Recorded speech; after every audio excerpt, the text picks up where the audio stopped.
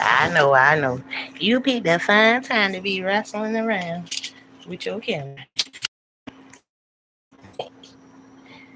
I know.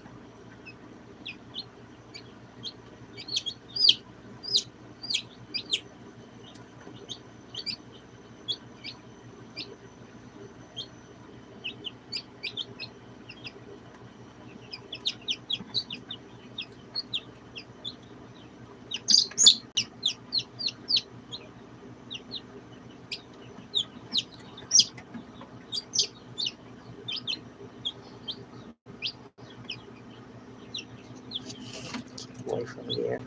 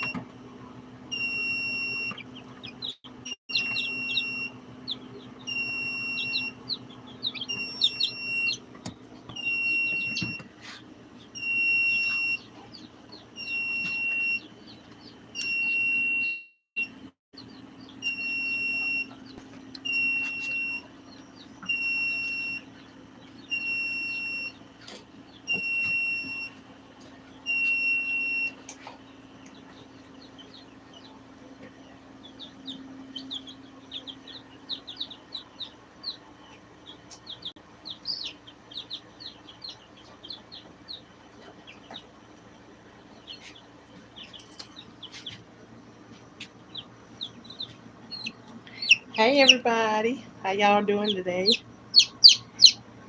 Thank you for coming through. Please don't forget to hit the like button on the way in. This was not what we were going to do a live about, but I thought, who wants to see another baby chick born? Well, hatch. Not born, but hatched. Ooh. Can y'all let him come out of his shell, please? Good goodness. Come on out. Y'all get back. Come on out.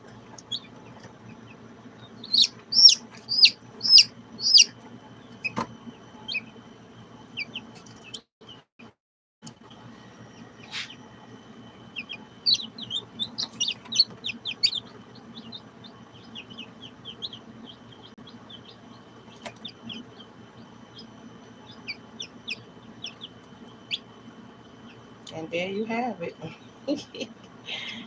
Another one bites the dust. See, I told y'all the last time, I said you might be able to see one, hatch. And y'all didn't get to see any of them hatch the last time. And look at this time. Y'all done seen about 2 or 3 of them come out. So, I mean, that in its own, we doubled it this time. Let me put they top back on and get them situated back.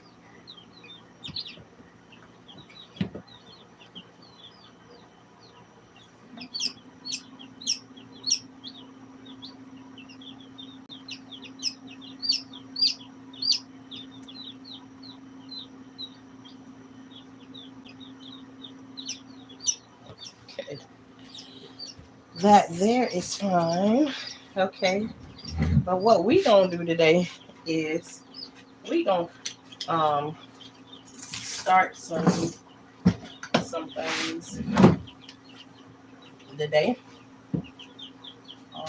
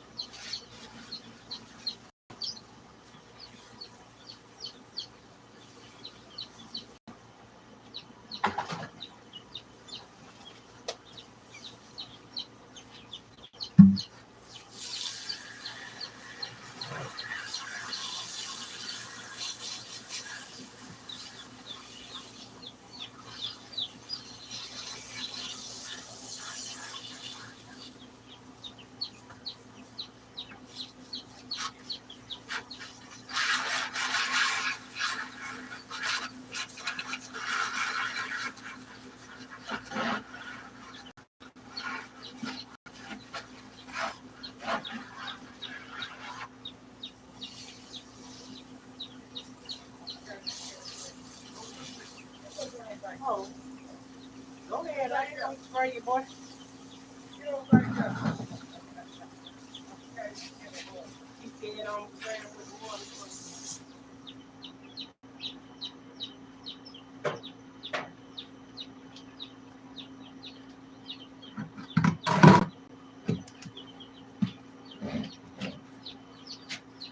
You right here.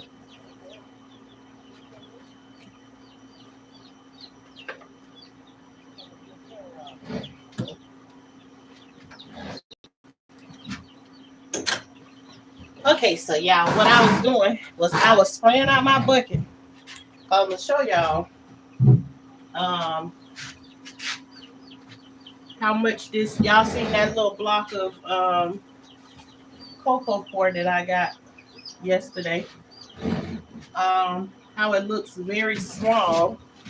I told y'all, well, let me finish hooking this up after it done fell apart.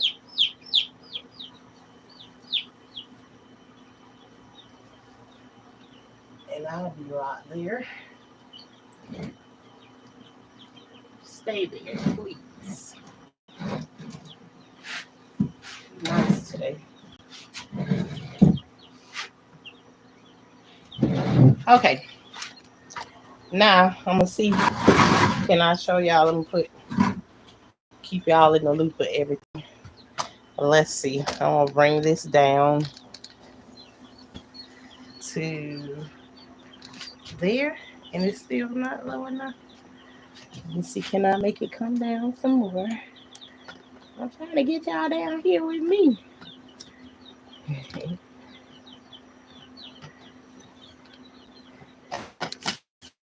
I don't know what I be doing.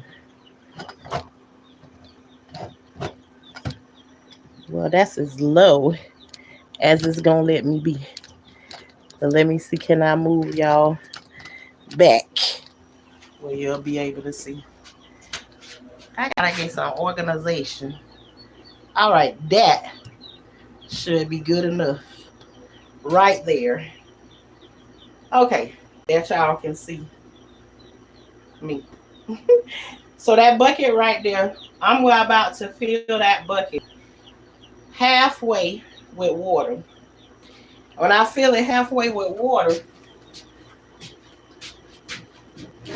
I'm gonna put one of these. Let me turn it the right way at least today. I'm gonna put one of these inside of this half bucket of water, and then I'm gonna let y'all see what this turns into as I put this in there. And then when I do that, then we're gonna work on getting our baby chicks set up in their thing, with their food and all of that good stuff like that and everything. So, okay, I'm gonna fill this halfway with water and then be right back to show y'all what this look like with it when you put it in there. And I paid $4 and some change for this right here.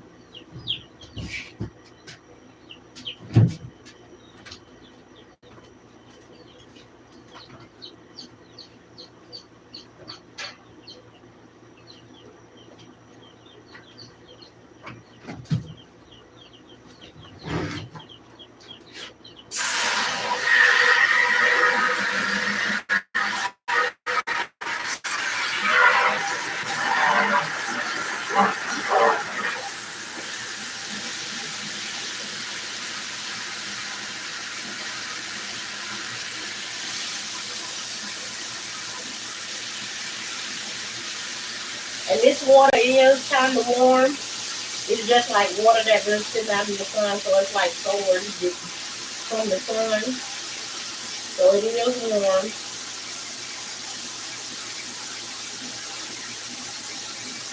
So I'm gonna stop it right there. That's about 1/4 of the way. I'm gonna leave it right there just so y'all can see what it's doing and how it absorbs the water.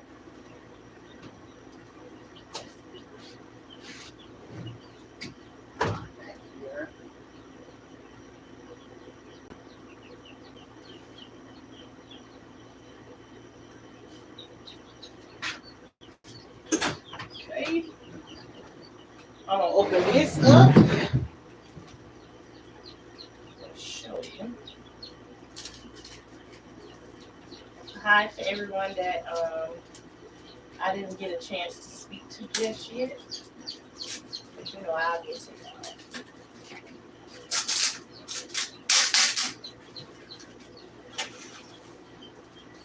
And I dump all of my little residuals in there, and it's just like a brick. And I'm just gonna sit it down in there. And let me quickly grab you all so y'all can see what's happening in that bucket.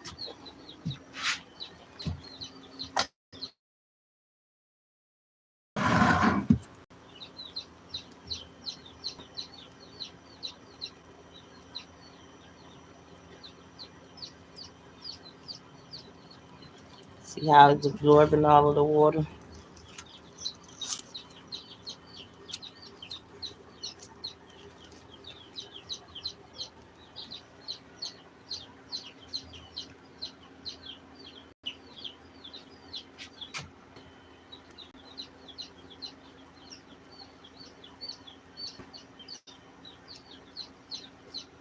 Hello, everyone that just came in. If you don't mind hitting the like button on your way in or out, I really appreciate it. But you see, I fill this 1/4 with water, and it is not enough because you can still see so much brown inside of there that's still not wet. So we're gonna add another 1/4 to it, making the half full with water. And we gonna see how much seed starter that we gonna have from this $4 block. And I think they also have these in Dollar Tree. I think they are like $1.25 for a block, but it's not as big as this one is. And I don't think if you even bought 4 of them, they would equal up to this size. But I don't know. Somebody else try that one and see. Or if I go there one day, I'll get 4 of them to see. But still, if I bought 4 of them, it would be $5 and something. So, if I'm doing the math right in my head right now. But let me add some more water to it so it can go ahead and finish making our soil for us, and then we'll set up our chickens.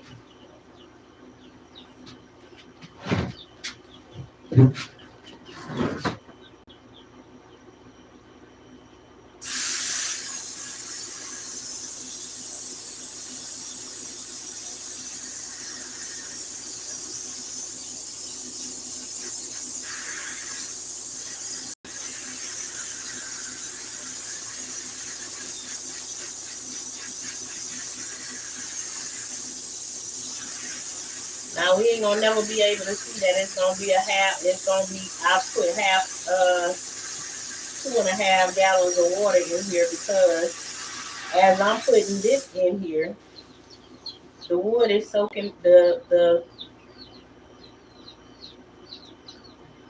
cocoa core is soaking up the water as I put it in here. So I'm gonna stop right there because I still have it's really really loose right now, and I might have put too much water in it. But all at the same time, it's okay that I did overwater it, because then when I put it in my little pots, then the residual water will drain off of the bottom. So it will be fine. So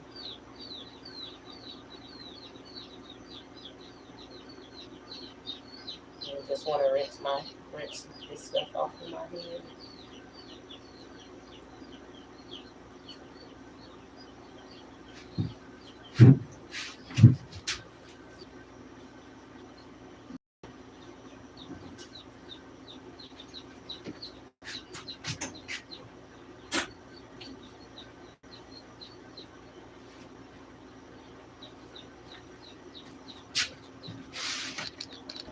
Okay, so y'all can see it kind of just look like a little bit of a soup. Like right now, it's still, I put a little bit too much water in it, but like I said, you all will see when I get ready to put it in pots and everything, what I mean when the excess water will drain off of it. But okay, now we gonna get our little babies set up so that they can they can be able to eat and all of that good stuff. Um,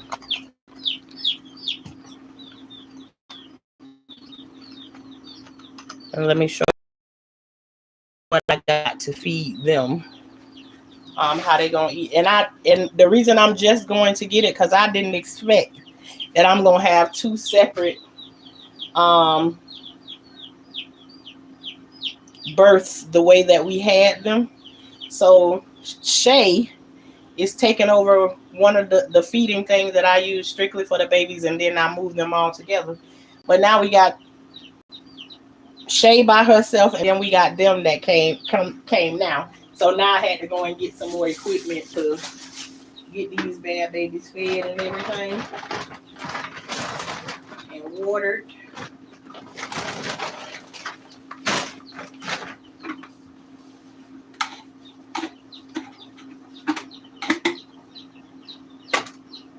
So I done showed y'all the kind of feed that I feed them, the babies when I first get them. I showed y'all the feed that I feed them, and just in case you didn't see it, then I'm gonna show it to you that's the kind of feed that I give my baby chicks. So I'm about to fill up this container for their food, and then put it in there with them.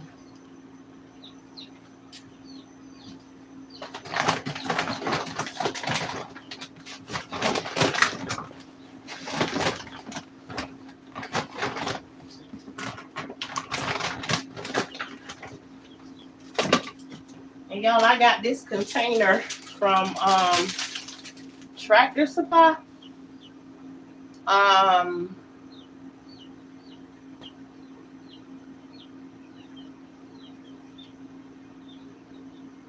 $7, I guess, because they sell the parts separate, which is crazy.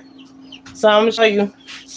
This part right here costs $4, $3.99, and this part right here costs $3.99. And you take and put these two together.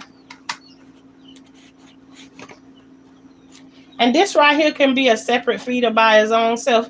But because I don't like, you could actually put the food in there and the chickens, and you could just dump feed inside of here like that, and the chickens will be fine. But I try not to let them crawl inside of their food and all of that stuff. So I like this system better, to put these two together, and then it kind of buffers them from being on the inside of it. Now I got this piece together like this, and hopefully y'all can see it, because I can't look at the camera. I can't see the camera right now. But when I get ready to put this inside of there, I turn it upside down, and then it'll continuously give them feed um, for a minute. Now, what am I doing? Let me come over here.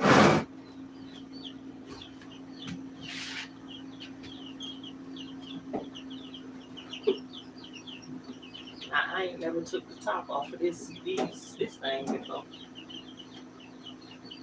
This is, let's see, is it up here? Right? Nah, it can't be this hard to open this thing. And I was right, it ain't that hard. Okay, then I just take this and put it inside and turn it upside down. And there they have their food inside of there. And instantly they went at it. Move that cord out of y'all way. And then the next thing I want to get prepared for them is the water bottle.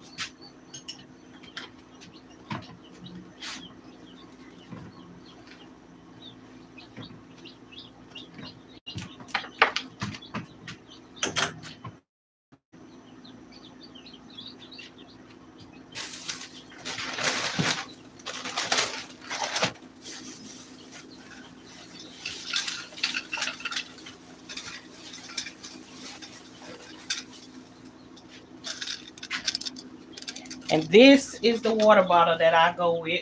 I have the same exact one for the other chicken.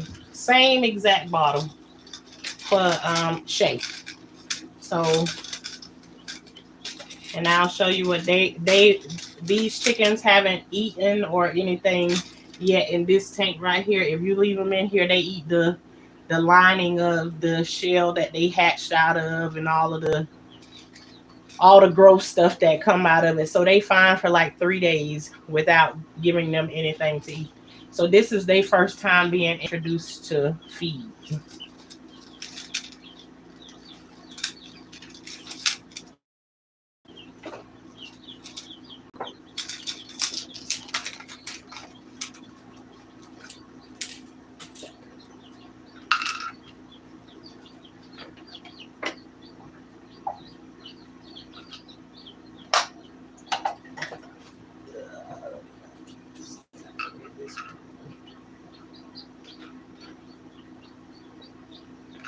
And no, y'all, this is not Sprite. It is water. I don't even know if y'all can see it. I put water in a Sprite bottle. Okay. I got the water filled up.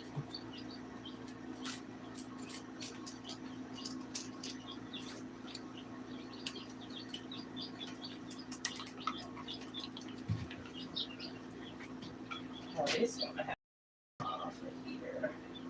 Because I don't see where I can put my.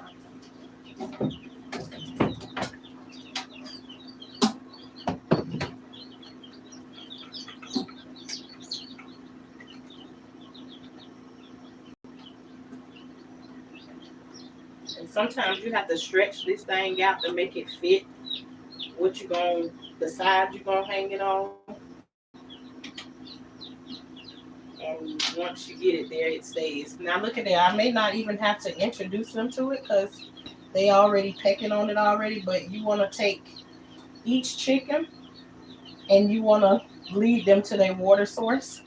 And look like to me they're already discovering it, but I'm gonna make sure that I introduce each one of them to their water source. Just like that. By putting the mouth up to it. There's one. Here you go. A little bit. That's your water source, baby. And there, I've made sure 2 of them. Let me get this one.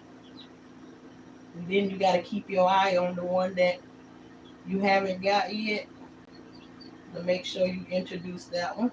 And this is the last one I need to introduce. There. And then now that I have everything set up already, um, each one that I take from out of there and put into here, then I just introduce them to the water source as I put it in them. So I'm not gonna put the top back on it because they don't fly. They don't fly at this size anyways. Probably within by next week. Uh, by next week or so, they'll be ready to be trying to flip up and fly somewhere. Um, they are some busybodies and was just hatched yesterday. Yeah, all of the ones in here are so little. Even the one that just hatched, I mean, he moving around like going from one place to the other. But his, his counterparts in there is making sure that he don't get to be still because they just gonna aggravate the heck out of him until you know he don't do nothing but move away from him. You know what I'm saying? So, um, but yeah, for whatever reason, my phone is saying it's trying to get hot over there in the area. Let me.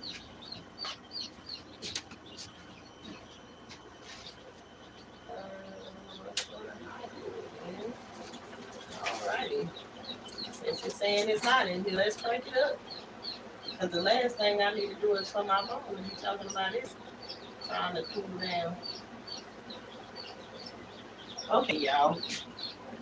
That was one unexpected thing. Okay, so we got our chickens squared away, and I might take maybe one or two of them out of there today, just so like the little baby one. Let's check on the baby one that was just in there. Let's show y'all um how he up and trying to move around already. I need to move that little cord out of his way. But yeah, they just don't. They won't let the little fella have a moment of peace. You gonna have to come out of here. You being a mean one. Yeah, look at him.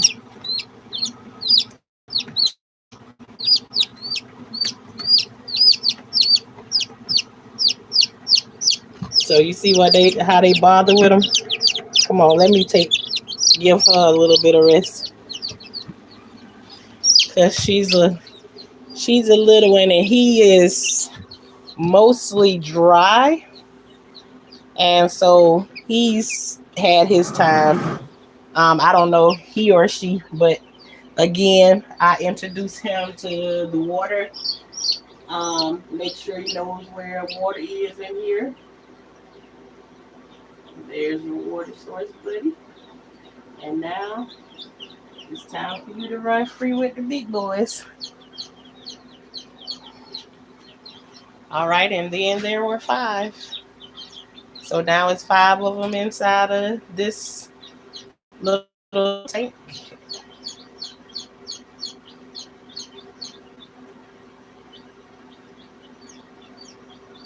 And now, since that one was like it was the leader inside of here, let's see. They give a little guy a little bit of rest and let him catch his breath and move around. Look at him. He was literally born shoot, probably about 10 minutes ago. If y'all go back in the video, you can see him coming out of his shell. So um, we good on that one right there. But okay, now we gonna get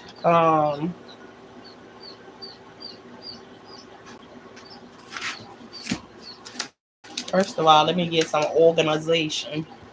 Let me say that.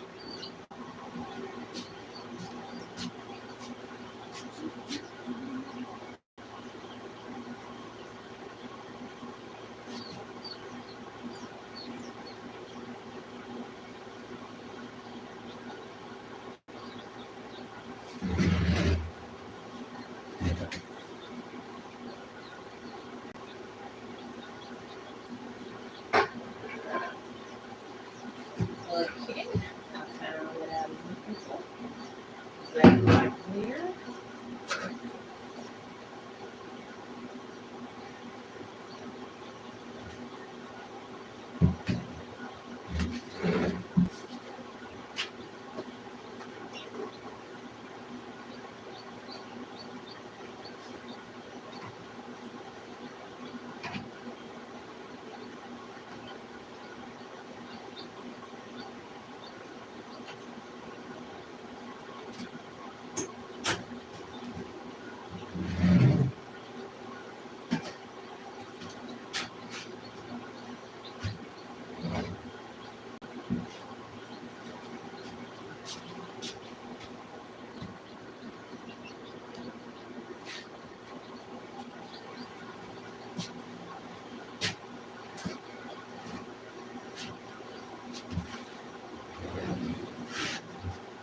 We're gonna go in this area.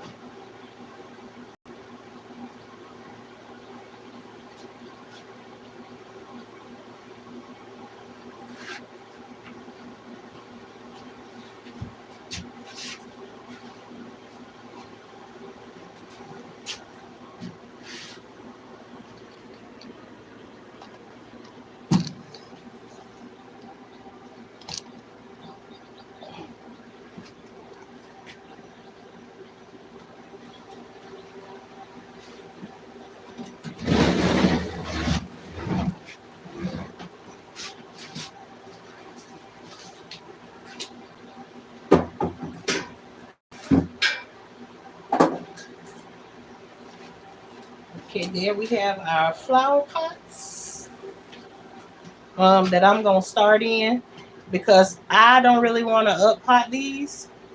I want them to go from this pot that I'm putting them in to uh into the ground after I get them out of this part right now. And so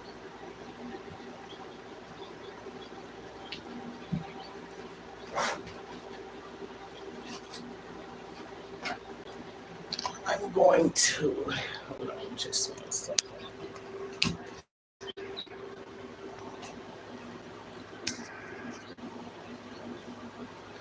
I know I'm having all kinds of camera stuff, right? Okay, y'all. I am sweating. Yes, whether I'm in or out. So I'm gonna take this right here, and I was supposed to put on gloves before I do, but listen, I haven't been able to play in the soil for a minute, so we gonna roll with it. And this is a little bit different than playing with soil. So I'm gonna fill this halfway and prepare it for whatever I'm gonna put inside of that. But I won't be up potting any of this stuff. This is our stuff to redo our garden outside. Um, and then I heard my sister today talking about starting over. So I guess everybody in their own way, you got to start over and do something. If you don't get it right the first time, but don't give up on it. Whatever it is that you're trying to do, um, don't give up on it. And most importantly, don't give up on yourself, no matter what it is that you're going through. So, um, growing is something I love to do, whether it's on the inside of me or on the outside of me. And sometimes growing come along with some pains, but nevertheless, we keep pushing right on through it, and we still get there. So, so again, y'all, I'm filling these only halfway. And these are flower pots that I already had. That we got a neighbor that is that runs a nursery, and he get rid of pots and stuff. Whew, by the boatload when he get rid of them. So these have helped me for a while now. And in these today, I'm gonna plant tomatoes. Um, Restart my watermelon because I did see evidence of squash bugs that got in the watermelon. So, Nisi, I see your comment, and no, I didn't just let them. I had began to get discouraged about the garden because I seen that and realized that squash vine borers don't only like they don't only like squash. They like they like squash. They like watermelon. Um, they like all kinds of stuff. So that running those areas.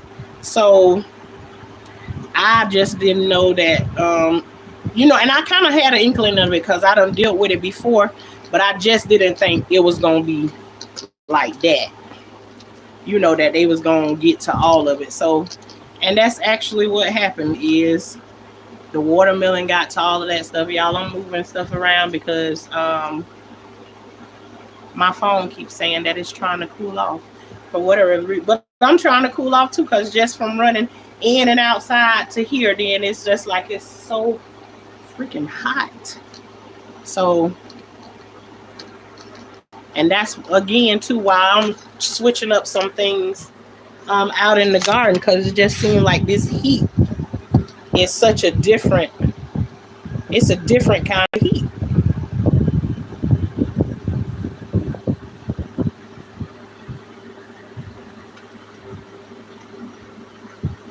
And I think where you used to plant certain things at before, then it's like you have to switch it up when it ain't working right for you no more. So I think that's what one of our things is what we was doing before is no longer working. So we gotta try. We gotta try something different, which is okay. So let me see where my light bucket is. I see the top of it. I don't even know if I was showing y'all anything, but there you go. I see the visual now. Okay, so I'll get back to my thing, and hopefully it'll it'll do what it's supposed to do over there. It won't tell me that it's still trying to cool off for whatever reason. But